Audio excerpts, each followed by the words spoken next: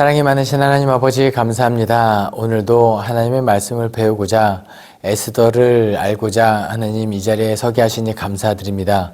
부족한 종의 입술을 통하여 전달되는 모든 성경 말씀을 통하여 하나님의 뜻을 깨닫는 귀한 시간 되게 도와주시고 하나님의 뜻을 깨달음과 동시에 삶으로 살아내기로 다짐할 수 있게 도와주시옵소서.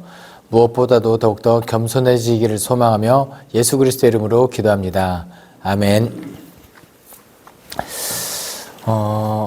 오늘은 이제 에스더 내용을 함께 나누겠는데요.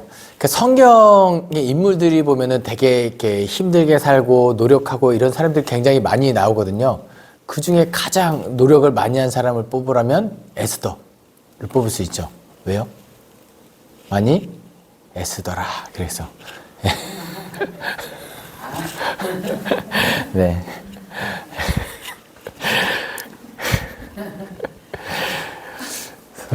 아마 에스더는 제가 이제 농담 삼아 이렇게 던지긴 했는데 실제로 이제 바벨론 포로로 끌려가서 이제 자신이 유대의 사람임을 숨기면서 아마 굉장히 국가적인 이제 부모님을 여의고 이제 삼촌 모르드게의 손에 자라면서 그리고 왕후의 자리에 올라가기까지 쉬운 길은 아니었을 거예요. 그리고 우리가 에스더 하면 딱 떠오르는 구절, 가장 유명한 구절 뭐가 있죠? 그쵸. 죽으면 죽으리라. 엄청 애쓴 거 맞죠? 그쵸. 에스더가 그렇게 하기까지 정말 많은 노력을 했고 아마 에스더의 이런 노력으로 인해서 그 다음 에스더의 남편 이름이 아하수에로거든요. 근데 아하수에로 왕은 우리가 영화에서 한 번쯤은 이렇게 만나보셨을 텐데 혹시 영화 300 보신 분 계신가요? 그 스파르타랑 페르시아랑 전쟁하는 그 영화 300 거기서 이렇게 페르시아 왕 있잖아요. 머리 빡빡이에 이렇게 장신구 치렁치렁 달고 있던 그 사람이 에스더 남편입니다. 아하수에로 왕. 그냥 그 페르시아로 크세르니크스 3세인가 이렇게 이름이 되고 영화상에서는 뭔가 우통 다 벗고 뭔가 야만인처럼 나오지만 실제로 그렇지는 않다고 해요. 페르시아 왕들은 당시 왕들은 교양 있고 이렇게 옷도 복식도 잘 갖추고 그런 사람인데 그 영화에서는 약간 그런 식으로 묘사가 되긴 했는데 어쨌든 그 사람이 에스더의 남편 아하수에로입니다. 그런데 이 에스더가 이렇게 많이 애를 쓴 덕분에 그 다음 아하수에로 다음 왕이 누구냐면 아닥사스다 왕이거든요. 아닥사스다 왕은 누구 때냐면은 우리가 잘 알고 있는 느헤미야 때. 느헤미야가 술 맡은 관원장이 되었다라고 할 때 왕이 아닥사스다예요. 그러니까 아닥사스가 느헤미야가 수심이 가득해서 와가지고 너 왜 그러냐 했을 때 우리나라 성벽이 불타고 회파되고 내가 그래서 수심이 가득합니다. 나를 보내주십시오 할 때 그래 가라라고 선뜻 이야기를 하잖아요. 물론 느헤미야 사람 자체가 훌륭하고 관계가 좋았기 때문에 그것도 있겠지만 누구의 노력도 무시 못한다? 에스더가 무지하게 애를 쓴 덕분에 아닥사스다 왕이 그거를 다 해주지 않았나. 그런 노력도 분명히 우리는 기억하면 좋겠습니다. 그럼 에스더를 이제 한 번씩 내용을 깊이 살펴볼 텐데요. 재밌는 건 뭐냐면 에스더를 쭉 통독을 하실 때 어떤 단어를 찾아볼 수가 없냐면 하나님이라는 단어가 안 나옵니다. 에스더에는. 하지만 뭔가 하나님의 존재를 느끼게 해주는 구절이 나오긴 나와요. 그러니까 모르드게가 나중에 에스더에게 만일 이때 내가 만일 잠잠하여 말이 없으면 유다인은 다른 데로 말미암아 구원과 노임을 받게 된다라고 이 다른 데가 아마 하나님의 어떤 계획은 너가 아니더라도 구원할 거지만 이런 식으로 이야기하지 하나님의 이름이 구체적으로 언급되지 않는데 에스더를 제가 이제 쭉 설명드리고 내용을 읽어보면 하나님이 개입했구나라고 느껴지는 게 에스더 책입니다. 그래서 에스더를 통독하실 때 어떤 단어에 집중하시면 되냐면 첫 번째는 잔치입니다. 예, 여러 가지 잔치가 열고 그 잔치를 통해서 역사가 이루어진다. 그리고 두 번째로는 궁중일기, 일기에 이렇게 초점을 맞추시고 한번 나중에 통독하시면은 에스더가 하나님의 이름이 기록되어 있지 않지만 하나님의 섭리가 느껴지는 아주 흥미진진한 책이다라고 보시면 되겠는데요. 그러면 제가 이제 1장부터 한번 보도록 하겠습니다. 이 일은 1장 1절에 이 일은 아하수에로 왕 때 있었던 일이니 아하수에로는 인도로부터 구스까지 127 지방을 다스리는 왕이라. 이제 당시 페르시아 엄청난 제국이고 이제 알렉산더에 의해서 멸망당하기 전까지는 어쨌든 페르시아가 최강대국이었죠. 근데 아하수에로 왕이 즉위한 다음에 너무 기쁘잖아요. 그래서 3절에 왕이 있은 지 제3년에 그의 모든 지방관과 신하들을 위하여 잔치를 베푸니 바사와 메대의 장수와 각 지방의 귀족들과 지방관들이 다 왕 앞에 있는지라. 하필 딱 이때 아하수에로 왕이 등극하고 잔치를 베풀어요. 근데 이제 잔치를 베풀다가 보면은 뭔가 흥이 나거든요. 뭔가 기분도 좋고 하는데 아하수에로 왕이 약간 팔부칠기가 있습니다. 갑자기 자기 왕후 와스디를 자랑하고 싶은 거예요. 얼마나 아름답게 생겼는지 모르겠습니다만 아하수에로 왕이 와스디를 자랑하려고 해요. 또 이때 마침 왕후 와스디도 이제 여러 여인들을 위하 왕궁의 여인들을 위하여 잔치를 베풀고 서로 잔치를 베풀고 즐거울 때 아하수에로 왕이 와스디를 부르죠. 왕후 이리 한번 오시오 하면서 신하들에게 와스디를 자랑하려고 하는데 당시에 와스디가 와야 될까요? 안 와도 됐을까요? 아니죠. 왕이에요. 왕.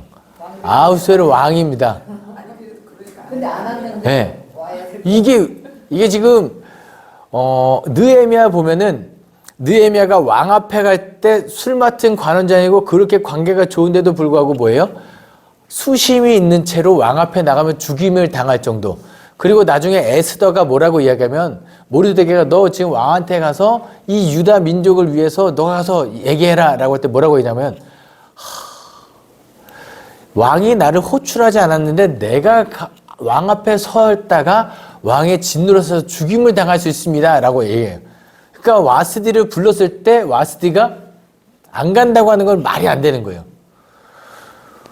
근데 와스디가 그걸 모를까요? 근데 무슨 바람이 불었는지 와스디가 오지 않아요. 뭔가 지금 이게 와스디가 폐위당해서 누군가를 위한 자리를 마련해야 되는 그런 초석이 지금 깔리고 있는 거죠. 와스디가 왕이 호출했는데 오지 않아요. 그런데 이 아하수에로 왕이 아까 제가 좀 페르시아의 왕이 교양이 있다 그랬잖아요. 화가 난다고 바로 판결을 내리지 않고 그 주변에 있는 신하들한테 묻습니다. 왕이 왕후를 불렀는데 이렇게 오지 않을 경우는 어떻게 처리해야 되냐라고 해요. 근데 어떻게 보면 답정너죠. 정해진 거예요. 신하들이 왕후를 용서하십시오 했을 때는 같이 진노를 사서 이제 죽임을 당할 수 있으니까 그 당시에 있던 그 잔치에 있던 신하들 중에 지혜로운 자가 뭐라고 했냐면 왕이시여 이때 왕의 지엄함을 보이셔야 합니다.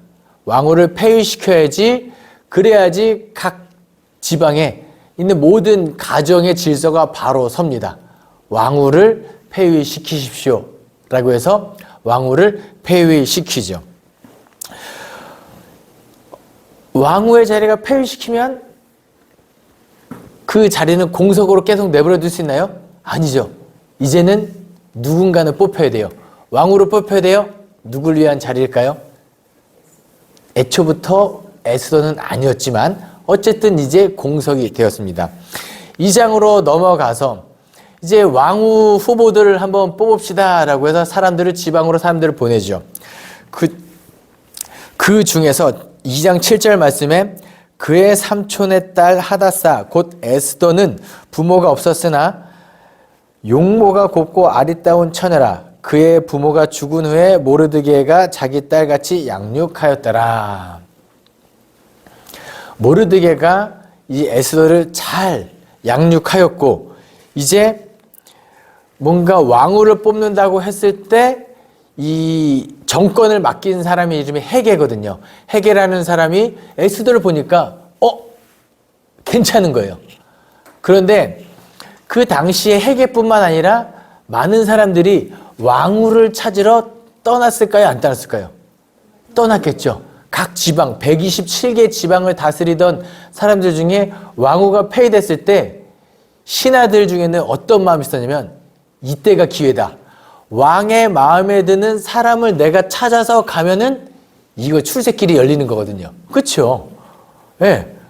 왕 눈에 어떻게든 한번 들어가지고 잘하고 싶은 마음에서 했는데 그 쟁쟁한 경쟁력을 뚫고 미스 페르시아 에스더가 드디어 왕 눈앞에 들지요. 그런데 이때 모르드게가 에스더한테 뭐라고 이야기하냐면 에스더야, 너가 이제 왕후의 후보에 들었는데 주의할 게 있다. 너가 유다 자손임을 밝히면 안 된다. 네. 어쩌면 부끄럽다기보다는 이 목숨을 구하기 위하여 어떤 목적이 있어서 밝히지 말라고 해요. 일단은 숨깁니다. 언제까지 숨길까요? 끝까지 숨겨요, 일단은. 그리고 나서 이제 왕후가 후보가 된 다음에는 모르드게가 2장 17절 그 어간에 보면은 후궁뜰 앞에서 날마다 에스더의 안부를 확인해요. 지금 모르드게는 어디 있다고요? 후궁뜰 앞에 있습니다. 거기서 에스더가 잘 있는지 잘 지내는지 묻기도 하고 이렇게 합니다. 그런데 2장 17절에 왕이 모든 여자보다 에스더를 더 사랑함으로 그가 모든 처녀보다 왕 앞에 더 은총을 얻은지라 왕이 그의 머리에 관을 씌우고 와스디를 대신하여 왕으로 삼은 후에 왕으로 삼은 다음에 뭘 베풀어요? 18절에 왕이 크게 잔치를 베풀었다. 이게요. 또 잔치가 열립니다. 이 잔치가 베풀어지면 이게 뭔가 또 역사가 하나 이루어진다고 보시면 돼요. 이때 원래 모르드게는 늘 에스더를 만나러 후궁 뜰 앞에 있었잖아요. 잔치를 베풀었는데 이제 모르드게가 어디로 자리가 이동하느냐? 19절에 모르드게가 대궐 문에 앉았더라 라고 했었어요. 그렇죠? 이게 지금 평상시에 있던 자리가 아니에요. 뭔가 잔치를 베풀고 역사가 이루어질 만할 때 대궐 문에 앉아 있습니다. 대궐 문에 앉아가지고 쭉 보고 있는데 지나가는 사람들이 보일 거 아니에요. 지나가는 사람들이 보고 지나가는 사람들의 이야기를 듣다 보니까 수상한 사람들이 보입니다. 빅단과 데레스라는 사람이죠. 그리고 저 사람들 말하는 거 가만히 듣고 보니까 헐, 왕을 암살하려는 음모를 꾸미는 사람들인 거예요. 이야기를 들어보니까. 근데 사실 모르드게가 에스더가 아니면 굳이 자기 목숨을 걸고 그 빅단과 데레스를 고발할 필요가 있나요? 없나요? 없어요. 그런데 이게 아하수에라가 죽으면 왕후 에스더까지 죽임을 당할 수 있으니까 목숨을 걸고 빅단과 데레스를 고발합니다. 그리고 고발당한 그 사람들을 이제 신문하고 취조하다 보니까 실제로 죽이려는 증거를 찾고 이제 모르드게가 왕의 목숨을 구해준 공로가 인정됩니다. 그런데 이 정도면 진짜 어마어마한 공로를 세운 거거든요. 그런데 2장 23절에 조사하여 실증을 얻었으므로 두 사람을 나무에 달고 빅단과 데레스를 나무에 달고 그 일을 왕 앞에 궁중일기에 기록하니라. 끝. 네. 이렇게 끝내면 안 되지 않나요? 그렇잖아요? 이 밥이라도 함께 사줘야죠. 불러가지고 잔치를 열어주고 해야 되는데 뭐 일을 기록하고 끝내면 안 되죠. 예. 누가 내 목숨을 구해줬는데 고맙습니다. 이제 당신은 그러니까 이해가 아니거든요. 예. 설령 이제 에스더에게 알려줬고 에스더가 그 일을 추진했다 할지라도 모르드게를 이제 그냥 넘어가면 안 되죠. 하지만 궁중일기에 기록되고 아무 포상 없이 지나갑니다. 모르드게 입장에서는 좀 섭섭할 수 있죠. 하지만 하나님의 큰 계획은 따로 있었다는 거죠. 3장으로 넘어갑니다. 3장에 누가 등장하느냐? 아각 사람 함므다다의 아들 하만이 등장하는데, 이 사람은 뭔가 정치적으로 뛰어난 사람이었던 것 같아요. 그래서 아하수에로 왕의 눈에 들어서 약간 그 나라의 넘버 2, 2인자까지 올라갑니다. 그래서 어쩌면 하만의 입장에서는 이 나라에서 왕 위에는 자기보다 높은 사람이 없다고 생각해서 어깨에 힘주고 다니고, 사람들은 이 하만의 권세에 눌려서 인사하고 그를 뭔가 칭송하고 아부하고 했을지도 몰라요. 왜냐하면 또 하만의 눈에 들어야 성공하는 거거든요. 근데 여기서 재밌는 게 또 있습니다. 하만이 함므다다의 아들인데 어느 사람이라고 기록되어 있나요? 아각 사람. 아각 어디서 들어보면 좋을 텐데, 아각 누구냐면, 쭉 사무엘상으로 거슬러 올라가면 사울이 아말렉 사람과 전투를 하여 이제 드디어 역사적인 과업, 아말렉을 진멸하라, 아말렉을 역사에서 지워버려라 라고 모세가 신명기에 기록했던 그 역사적인 과업을 달성할 뻔했는데, 이 사울이 그걸 하지 않죠. 양과 염소와 좋은 것들을 뒤로 빼돌리고 그 아말렉 왕을 살려둡니다. 그걸로 인해서 이제 사무엘에게 책망을 받죠. 그때 아말렉 왕의 이름이 아각입니다. 그러니까 지금 이 하만의 역사적으로 쭉 거슬러 가면 이 사람 어디 사람이냐면 아말렉 사람으로 보시면 돼요. 그러니까 출애굽기 17장 당시에 르비딤에서 아말렉이 이스라엘 민족의 그 뒤를 쳤고, 그때부터 사울, 다윗 이어서까지 민족적인 이 대립이 있던 게 여기까지 이어지는 거예요. 근데 어쨌든 하만이 이 지위가 높아졌을 때는 이 사람도 보통 사람은 아닙니다. 단지 아첨만 잘하는 사람이 아니라 지혜도 있고 뭔가 정세를 파악하는 눈도 있고 학문적으로 뛰어난 사람임이 분명하죠. 그런데 이 모르드게가, 다른 사람은 다 자기한테 인사하고 경배하는데 이 모르드게만 안 하는 거예요. 이거 하만 입장에서 좀 기분이 나쁘거든요. 그런데 여기서 어떤 거랑 또 겹치면 되냐면 다니엘을 생각하시면 됩니다. 느부갓네살 금신상에게 절하지 않은 그 사람. 비록 포로로 끌려왔지만, 어려운 시절이 있지만 하나님 앞에 거룩한 민족, 우상에게 절하지 않는 그 민족적 정체성을 누가 잘 지키고 있어요? 모르드게가 지키는 거예요. 이 모르드게가 에스더 본문상에서 괜히 존귀하게 되는 게 아니라 실제로 포로로 끌려왔지만 이 시대를 살고 있지만 그 하나님의 민족적 정체성을 잘 지킨 사람이었기 때문에 하나님이 그를 존귀하게 들어섰다. 이것도 하시면 되겠습니다. 근데 이제 하만이 궁금한 거예요. 야, 너 왜 나한테 절 안 하냐? 물어볼 수 있잖아요. 그러자 모르드게 뭐라고 얘기하면 당당하게, 나는 유다 사람이기 때문에 절을 하지 않는다, 이러는 거예요. 3장 4절이죠. 날마다 권하되 모르드게가 듣지 아니하고 자기는 유다임을 알렸더니. 근데 이게 그 하만도 좀 웃기지 않습니까? 너 왜 나한테 절 안 하냐? 너 나한테 절 안 하냐? 오늘 절 좀 하지? 이거 어떻게 해요? 날마다 권했다고요. 그죠? 날마다 권하는데 도저히 말을 듣지 않자? 왜 그러냐? 그러니까 나는 유다 사람이기 때문에 절을 하지 않는다. 근데 만약에 당시에 내가 모르드게 했다면 어땠을까 한번 생각해 보면, 어쩌면 우리는 그까지 인사 한번 해주지, 민족을 위험에 빠뜨리기보다는 절하고 말지 할 수 있는데, 어쨌든 모르드게는 그걸 하지 않았죠. 그러니까 하만이 이 모르드게 한 사람 때문에 누구를 향해서 분노를 품냐면 유다 사람 전체에 대해서 분노를 품고 이 모르드게로 말미암아 유다 민족을 어떻게 하면 다 진멸시킬까? 이거 모르드게 한 사람 죽이는 것만으로는 내 성에 차지 않으니 유다 사람을 다 멸하고자 계획을 짭니다.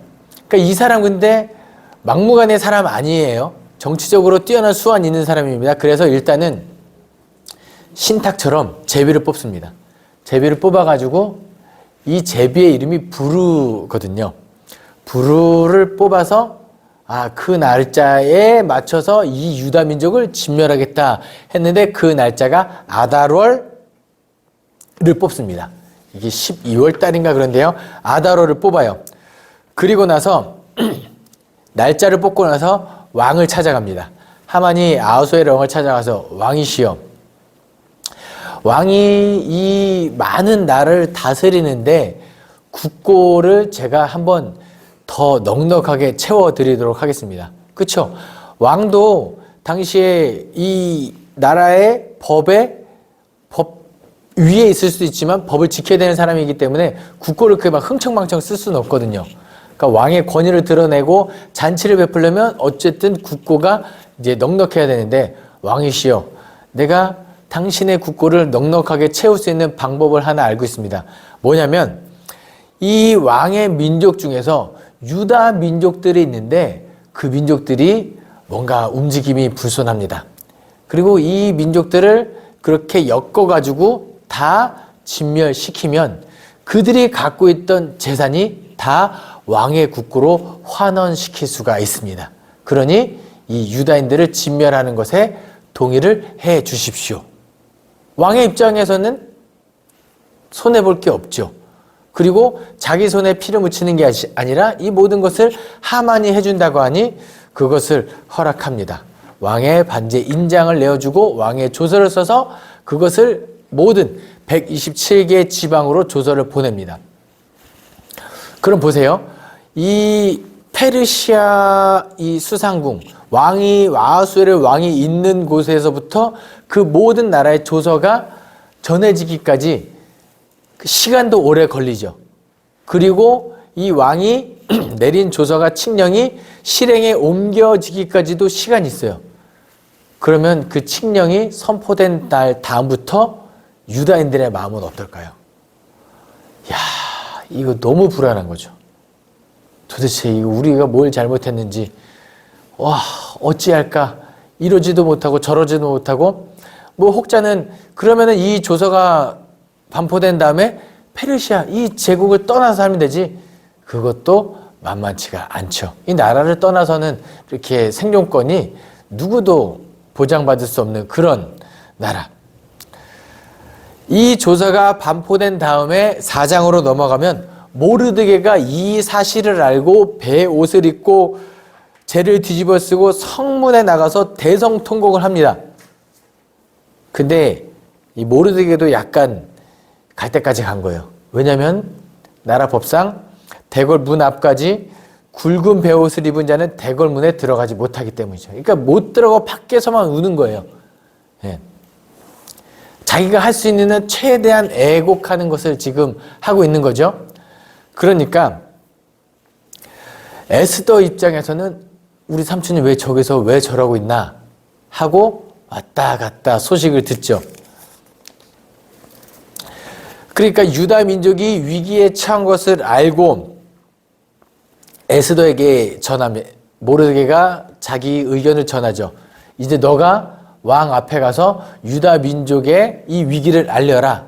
그러자 에스더가 다시 와서 이야기하는 게 4장 11절 말씀이죠. 왕의 신하들과 왕의 각 지방이 다 알거니와 남녀를 막론하고 부름을 받지 아니하고 안뜰에 들어가서 왕에게 나가면 오직 죽이는 법이요 왕이 그 자에게 금규를 내밀어야 살 것이라. 이제 내가 부름을 입어 왕에게 나아가지 못한 지가 이미 며칠이요? 30일이 지났어요. 네. 왕에게, 아하수에르 왕에게 왕후가 에스더 뿐이었을까요? 왕후가 아니더라도 이렇게 궁녀들이 많이 있죠. 어쨌든 왕의 입장에서는 에스더가 생각나서 부르기 전까지는 나갈 수가 없어요. 왜요? 암살의 위협에 늘 왕은 노출되기 때문에 왕후뿐만 아니라 누구든지 왕이 부르기 전에 왕 앞에 나가면 뭐예요? 암살 의도가 있다고 여겨져서 늘 죽임을 당하죠. 에스더가 나를 부르지 않은 지가 벌써 한 달이 가까이 됐는데 지금 내가 이때 나가면 왕이 나를 어떻게 생각하겠습니까? 나도 죽을 수도 있습니다. 그러자 모르드게가 다시 한번 이야기하죠. 13절 14절입니다. 모르드게가 그를 시켜 에스더에게 회답하되 너는 왕궁에 있으니 모든 유다인 중에 홀로 목숨을 건지리라 생각하지 말라. 이때 내가 만일 잠잠하여 말이 없으면 유다인은 다른 데로 말미암아 노임과 구원을 얻으려니와 너와 내 아버지 집은 멸망하리라. 내가 왕후의 자리를 얻은 것이 이때를 위함이 아닌지 누가 알겠느냐 하니. 그렇죠. 왕후의 자리에 오른 것이 와스디가 폐위되고 그 수많은 아리따운 여인 중에 하필 그때 마침 에스더가 아리따움이 용모가 눈에 들었고 왕후의 자리에 올랐고 잔치를 베풀었고 계속 이 과정에 이때를 위하여 내가 왕후가 된지 아닌지 누가 알겠느냐. 그러니까 너는 어서 왕 앞으로 나가라. 그러자 에스더가 이야기하죠. 내가 금식하고 나가겠습니다. 당신도 나를 위하여 금식하소서. 내가 죽으면 죽으리이다 하고 금식한 뒤에 에스더가 왕 앞에 섭니다. 그런데 왕 앞에 선 에스더의 모습이 어땠을까요? 너무 왕후 에스더가 뜰에 선 것을 본즉 매우 사랑스러움으로 손에 잡았던 금규를 그에게 내미니 에스더가 가까이 가서 금규 끝을 만진지라. 에스더가 뭐에 성공한 거예요? 다이어트에 성공한 거죠. 너무 아름다워지고 너무 사랑스러워져서 예, 또 아마 금식하고 기도하는 가운데 은혜가 충만할 때 그 사람의 얼굴을 한번 나중에 은혜 받은 다음에 그렇게 기도한 다음에 화장실에 눈물 다 흘리고 거울 한번 보세요. 그때 모습이 참 가장 멋진 것 같습니다. 저는 그래요. 왕이 그에게 금규를 내밀고 그의 손을 만지고 왕이 이야기합니다. 에스더야, 그대의 소원이 무엇이냐? 그대의 소원이 내가 나라의 절반이라도 주겠다 했을 때 에스더가 그 나라의 절반을 요구하면 돼야 안 돼요? 이거 관용어구입니다. 내가 뭐든지 들어주겠다는 관용어구지. 그럼 절반 주시고 내가 절반 이러면 안 돼요. 예.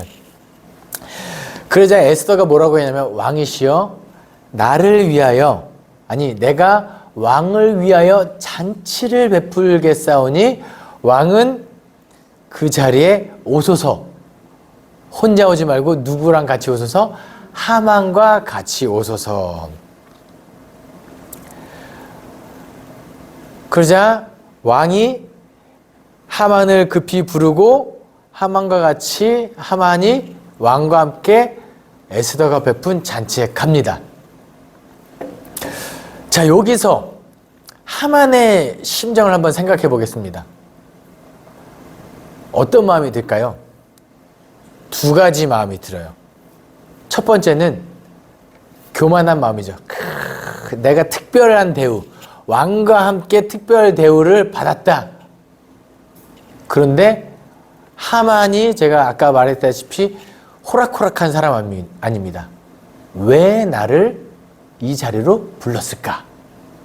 왜 왕후가 나를 불렀을까? 그러니까 아직은 경계태세. 하만이 쉽게 넘어가지 않죠. 어쨌든 그 왕후가 그렇기 때문에 왕후가 첫 번째 잔치에서 왕이 또 이야기해요. 너무 아름답다. 다시 한번 소원을 말해봐라. 나라의 절반이라도 주겠다. 이거 물었어야 돼요. 앞에 절반, 뒤에 절반 하면은 왕이 온통 내 땅이 될 수 있었는데 이거를 두 번째도 왕후가 에스더가 뭐라고 얘기하면 한 번 더 하만과 내 잔치에 오소서 라고 했을 때 이때 하만이 경계가 다 풀리죠. 아, 드디어 내가 특별한 존재가 됐구나 하고 기쁜 마음에 집으로 돌아가는데 누가 눈에 띄입니까? 모르드게. 야, 이 기분 너무 좋은데 또 기분 초친다, 얘 때문에. 너무 화가 나서 집으로 가자마자 이제는 더 이상 참을 수가 없다. 모르드게 내가 죽여야겠다 싶어가지고 집 마당에다가 50규빗이나 되는 장대를 만듭니다. 내가 반드시 저 모르드게를 장대에 달아야겠다. 근데 이 하만이 너무 지금 흥분되어 있는 상태예요. 기분도 너무 좋지만 또 감정적으로 이 모르드게의 분노 때문에 뭘 잃어요? 이성을 잃은 거죠. 차근차근 진행해야 되는데 이게 오늘이라도 당장 하만을 이 모르드게를 죽이지 않고서 안 되겠다 싶어서 그 즉시 왕을 찾아갑니다. 놀랍죠? 이 왕을 찾아가는 그 잠깐의 시간 동안에 이루어지는 일이 6장이에요. 6장에 어떤 내용이죠? 그날 밤에 왕이 잠이 오지 않으므로 명령하여 역대일기를 가져다가 자기 앞에서 읽어라 라고 합니다. 잠이 안 오면 술 한잔 하고 이렇게 잠을 청하거나 해야 되는데 책을 가져와라. 이거는 다 동서고금을 막론하고 다 그런가 봐요. 잠이 안 오면 책 보면 잠이 오는 거는 뭐 왕이나 신하나 다 마찬가지인 것 같습니다. 그런데 이 보세요. 궁중에 있는 많은 역대일기가 수많은 역대일기가 있을 거 아니에요. 근데 그 중에 하나를 가져다가 읽어서 펼칩니다. 읽어라 라고 했는데 어떤 이야기가 펼쳐져요? 모르드게가 자신의 목숨을 구해준 그 장면을 읽게 됩니다. 근데 왕이 그 얘기를 듣다가 빅당과 데레스가 뭐 암살을 시도했으나 모르드게가 고발하여 왕후에게 고발하여 그들의 증거를 찾아내었고 왕의 목숨이 구해졌습니다. 그 다음에 이어지는 역대 읽는데 왕이 잠깐 스톱! 왜 그러십니까? 야, 모르드게가 내 목숨을 그렇게 구해줬는데 뭐 선물이라도 뭐 준 거 있냐 해서 저는 잘 모르겠습니다. 그죠? 그 사람 모르겠죠. 읽어준 사람은. 보더니 기록상에는 모르드게에게 어떤 포상이 내려진 건 없는 것 같습니다. 하니까 야, 그건 좀 아니지. 이 지금 아하수에로가 그러는 거예요. 아, 모르드게에게 뭔가 보상을 해야 되는데 뭘 하는 게 좋을까라고 하면서 왕이 부릅니다. 왜 아무도 없느냐? 밖에 누가 아무도 없느냐 했을 때 지금 누가 찾아오고 있었죠? 하만이 찾아오고 있던 거예요.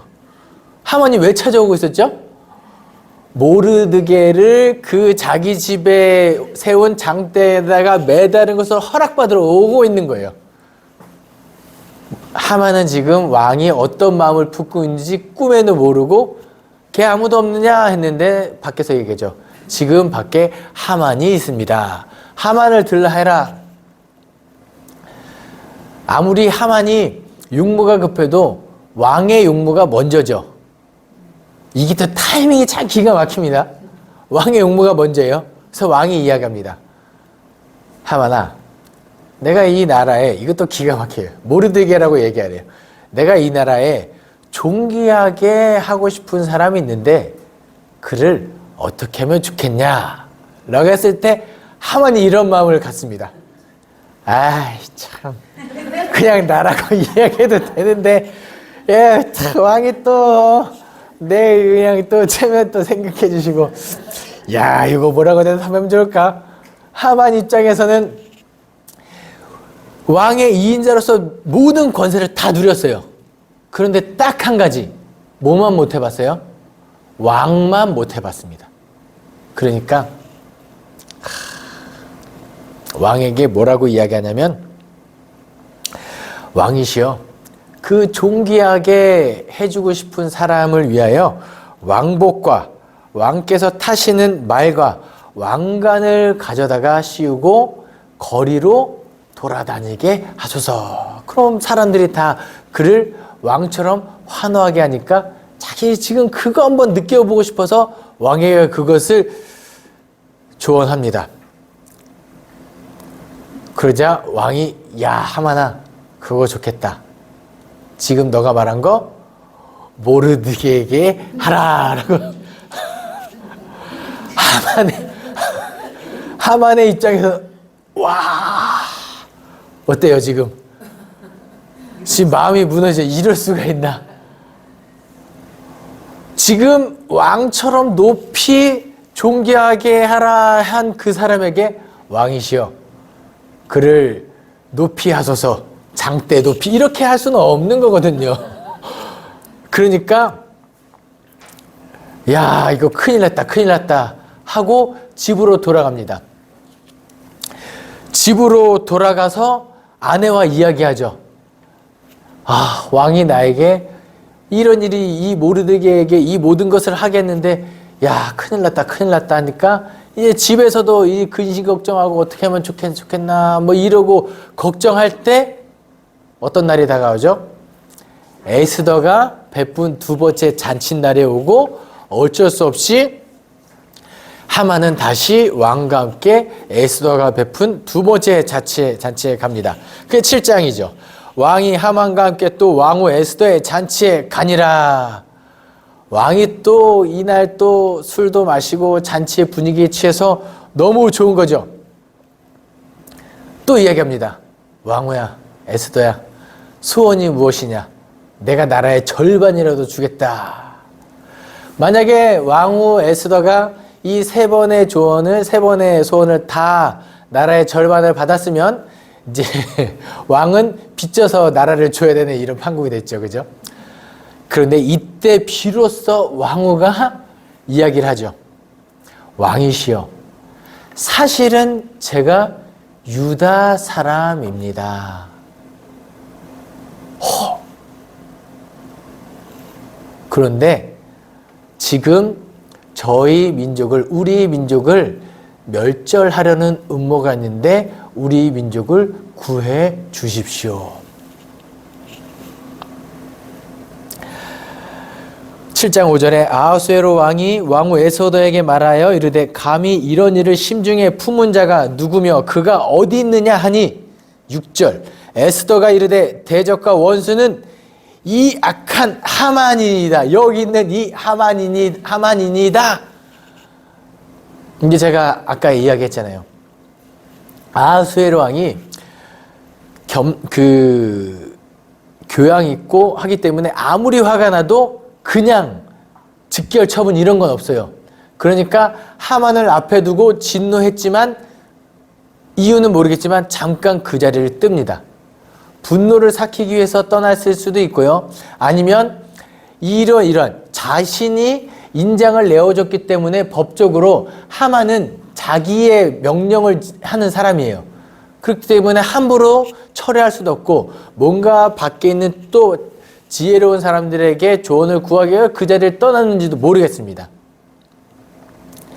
그때 하만이 일어나서 왕후에게 매달려 그의 치맛자락을 붙잡고 매달리고 있는 그때 마침 이제 아하수에로 왕이 분노를 삭혔거나 아니면 어떻게 해야겠다는 결정을 내리고 와서 그 장면을 목격해요.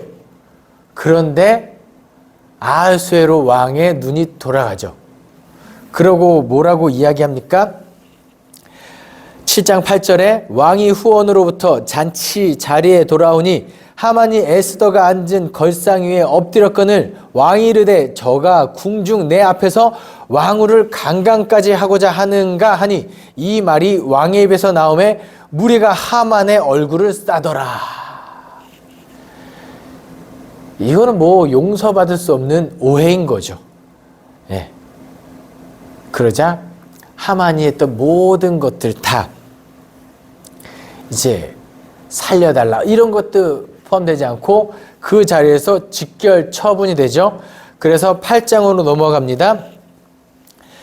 보세요. 재밌는 건 뭐냐면 모르드게를 매달려고 했던 나무에 하만이 매달리죠. 전세가 역전되는 거죠. 그리고 원래 유다인의 재물을 빼앗으려 했으나 하만의 가족들의 재물이 빼앗겨서 국고를 채우게 됩니다. 완전히 역전되었죠.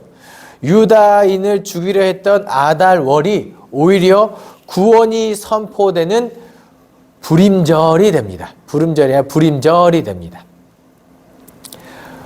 그래서 이 에스더에서는 어떤 하나님이 느껴지시면 되면 역전하시는 하나님, 악을 선으로 바꾸시는 하나님, 이 모든 역전하신 하나님의 마음이 이 8장, 9장, 10장에 기록되어 있죠. 그리고 나서 아하수에로 왕이 그의 본토와 바다 섬들로 하여금 조공을 바치게 하였더라. 왕의 능력 있는 모든 행적과 모르드게를 높여 존귀하게 한 사적이 메대와 바사 왕들의 일기에 기록되지 아니하였느냐? 유다인 모르드게가 아하수에로의 왕의 다음이 되고 유다인 중에 크게 존경받고 그의 허다한 형제에게 사랑을 받고 그의 백성이 이익을 도모하며 그의 모든 종족을 아니하였더라. 아멘. 제가 예전에 이 성경 공부를 진행할 때 이 질문을 받은 적이 있어요. 고레스 왕 원년에 너희는 유다 땅으로 예루살렘으로 돌아가라는 칙령을 받았을 때 돌아오지 않은 사람이 있었나요? 라는 질문을 받은 적이 있습니다. 있었을까요? 없었을까요? 있었죠. 그런데 재밌는 것을 보시면 고레스 왕이 그냥 돌려보낼 때 뭐도 약속하냐면 성전 기물들, 성전을 다시 건축할 수 있도록 물건들을 준비해라 라고 이야기합니다. 그렇게까지 할 필요 없는 거 아닌가요? 그냥 돌려보내주기만 해도 감지덕지고 안 돌려보내도 크게 상관없는데 누가 그때 페르시아, 바사왕 고르스 주변에 누가 남아서 이 모든 일들을 정치적으로 애를 썼을까요? 다니엘인 거죠. 그럼 아닥사스다 왕 때 느헤미야가 이 본국으로 돌아올 때 모든 물자를 받아가지고 아닥사스다 왕에게 칙령을 받아가지고 내가 물자를 가져가고 그냥 무사 통과하게 해주고 이 총독의 자리를 얻어내는데 정치적인 역량을 발휘하죠. 그럼 이 느헤미야가 정치적인 입지를 다지는 동안에 누가 또 역할을 감당했을까요? 에스더와 모르드게인 거예요. 아닥사스다 왕 앞에 직전에 아하수에로 왕이 있었기 때문에. 그러니까 이스라엘 민족이 회복되는 데 있어서 포로로 돌아와서 노력했던 사람들, 그 본국의 그 자리에 남아서 애를 쓴 사람들, 안팎으로 애쓴 사람들의 노력이 있었기 때문에 이스라엘 민족이 다시 하나님 나라를 건축하고 새 예루살렘, 새로운 선택된 민족을 다시 세울 수 있었다라는 거. 이렇게 에스더를 쭉 한번 살펴보시면 참 하나님의 타이밍은 기가 막히다라고 보시면 되겠습니다. 왜 일기가 그렇게 기록되었고 왜 때마침 잔치가 베풀었으며 이 모든 일들을 우리는 어쩌면 세상 사람들은 이 이야기를 보면 우연이었다, 우연의 일치다 라고 이야기했지만 믿음의 눈으로 바라보면 이 모든 일들을 쭉 계획하시고 섭리하신 것은 하나님이었다라고 고백할 수 있는 게 에스더입니다. 우리의 인생도 마찬가지겠죠. 우리 인생도 그냥 하루하루 아무 의미 없이 흘러가는 것 같지만 하나님의 그 섭리 가운데 이루어지고 있음을 믿고 하나님을 신뢰하고 의지하며 살아갈 수 있는 저와 여러분 되기를 간절히 소망합니다. 기도하겠습니다. 사랑이 많으신 하나님 아버지 감사합니다. 오늘도 에스더 말씀을 통하여 하나님을 느낄 수 있게 하시니 감사드립니다. 하나님이 언제나 우리와 함께 하셨고 우리 인생 가운데 하나님의 섭리를 늘 신뢰하며 살아가는 그리스도인 되게 도와주시옵소서. 감사드리며 예수 그리스도의 이름으로 기도합니다. 아멘.